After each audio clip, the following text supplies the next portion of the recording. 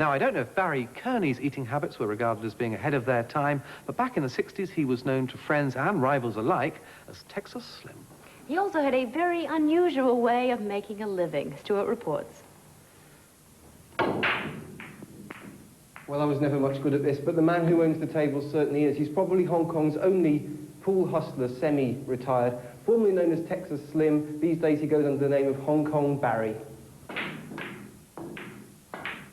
Barry Kearney worked the pool rooms in his native Texas and in and around pool-crazy Philadelphia for quite a while during the late 60s, a hustler himself and coming up against some of the great names of the game, including the legendary, real-life Minnesota Fats during his time on the road. Barry, they say that being good at pool is a sure sign of a misspent youth. Is that how it was with you? Well, I don't like to think so, Stuart, but the way it started with me is I was 13 years old, and a friend took me to a local billiard hall where a lot of our friends hung out from our high school. And it cost a nickel a game to play 8-ball. And I played so bad that I couldn't pocket a ball. So the owner came over and told me never to come in again because I was using too much time on his table for him to get a nickel. And people were laughing and everything. So I left. I was so humiliated that for the next 3 months, I used to work in a bowling alley, and they had pool tables there. So at night, I would go in. Instead of taking wages, I would take time on the tables. And in 3 months, I was beating everyone in the other pool hall. Though he always preferred to play it straight himself, he says, the lure of easy money was quite a temptation, and it was a dirtier side to the game, including frequent threats to his own safety, which eventually led him to give up the pro game. That's how he stopped being a pool hustler, but how do you start? I saw the movie The Color of Money about 6 years ago, and when I saw that movie, I was hooked again, so I found a billiard hall that night and went in and started playing. It was a very nice place. It just, things had really changed since I had quit playing. So one way or another, Paul Newman's been quite a big influence on your life, I'd say. Now, you talked about 8-ball earlier on. That's what here in Hong Kong we know as pool, but that's not really the tournament game in America or the big money game, is it? Oh, no, the big money game and the big tournament game is 9-ball. It's replaced all the other games.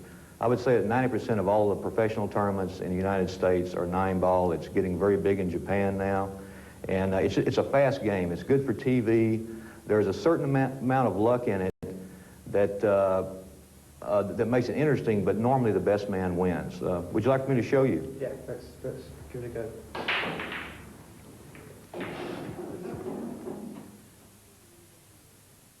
There's an easy, i.e. unbelievably difficult way to win this game in one shot, and he just did it, potting the winning 9 balls straight from the break.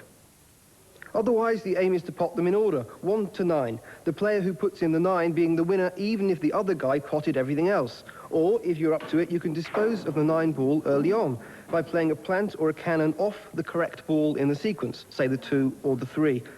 I'm only glad that this one isn't a money game, big or otherwise.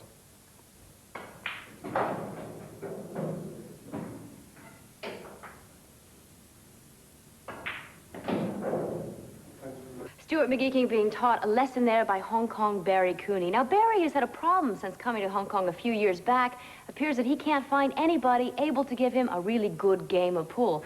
Any takers out there, I wonder? No, absolutely not. And we should say that Barry, except when he returns to the USA for tournaments, plays strictly these days for the love of the game, not for money. Of course, to do anything else would be illegal in Hong Kong, and we couldn't possibly sanction anything like that. Perish the thought. After the break, Contunist and Contunis. We'll be back in just a moment. Stay with us.